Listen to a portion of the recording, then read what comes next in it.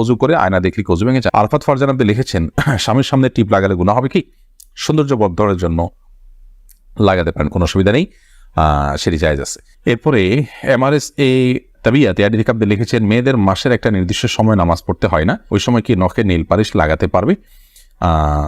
হ্যাঁ, ওই সময় নখে নীল পালিশ লাগাতে পারেন। মাসিকের সময়তে যেহেতু আপনার সালাত নেই, অতএব নীল পালিশ আপনি ব্যবহার করলেন, আপনার ওযু করার প্রয়োজনীয়তা নেই, আপনি এটা করতে পারেন। এরপর যখন পবিত্র হবেন তখন আপনি সেখান থেকে নেল পালিশগুলোকে রিমুভ করে আপনি ওযু করে নামাজ পড়বেন, এটা জায়েজ আছে, কোনো অসুবিধা নেই।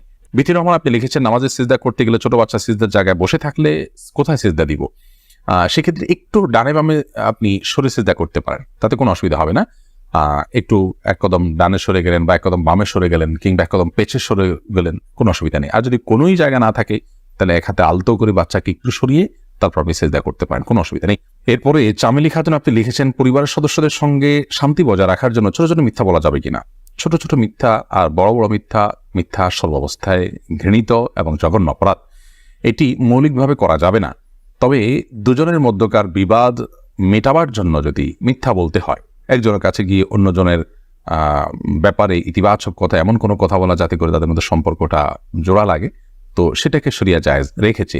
পরিবারের সদস্যদের মধ্যে যদি এরকম কোনো পরিস্থিতি তৈরি হয় তাহলে সেক্ষেত্রে ওই ধরনের মিথ্যা কথা বলা জায়েজ আছে। এছাড়া আপনি খেয়াল খুশি মতো আপনি মিথ্যা বললেন পরিবারের সদস্যদের মধ্যে তথাগত শান্তি বজায় রাখার জন্য, এটি জায়েজ নয়।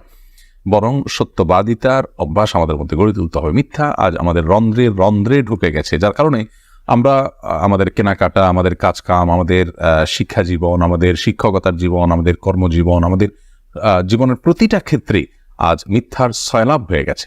এই জায়গায় পরিবারের শান্তি বজায় রাখার নাম দিয়ে আবার তথাকথিত ছোট ছোট মিথ্যা বলার বিষয়টি কখনো অনুমোদিত হতে পারে না। আব্দুল করিম পাটোয়ারি লিখেছেন, ফরজ নামাজ শেষে বৈঠকে দুরূদ শরীফ পড়া শেষ করার পূর্বেই ইমাম সালাম ফিরিয়ে ফেললেন, সেক্ষেত্রে আমার করণীয় কি? ফরজ নামাজের শেষ বৈঠকে ইমাম আপনার দুরূদ শেষ করার আগে যদি সালাম ফিরিয়ে ফেলেন তাহলে আপনি খুব দ্রুততার সাথে দুরূদ শেষ করবেন। আর যদি দুরূদ শেষ করতে অনেক দেরি হয় তাহলে সেক্ষেত্রে কোনো একটা স্টেশনে দাঁড়িয়ে সালাম ফিরিয়ে ফেলবেন, আপনার সালাত হয়ে যাবে ইনশাআল্লাহ। অর্থাৎ যে কোনো একটা জায়গায় অর্থবহ হয়, যেমন আল্লাহুম্মা সাল্লি আলা মুহাম্মাদ ওয়া আলা আলি মুহাম্মাদ শেষ করলেন, করে আপনি সালাম ফিরিয়ে ফেললেন, কারণ এখানে একটা অর্থবহ বাক্য হয়ে গেল। আর যদি শেষের দিকে থাকেন তাহলে দ্রুততার সাথে শেষ করে তারপর আপনি সালাম ফিরিয়ে ফেলবেন।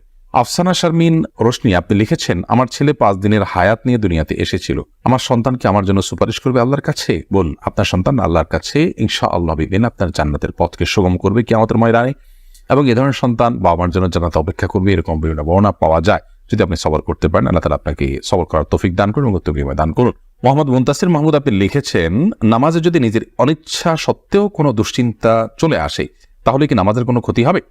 নামাজের মধ্যে নিজের অনিচ্ছা সত্ত্বেও যদি দুশ্চিন্তা আসে তাহলে সেক্ষেত্রে এই দুশ্চিন্তা ফলশ্রুতিতে একজন মানুষ গুনাহগার হবেন না, বিশেষ করে যদি একান্তই অনিচ্ছায় আসে।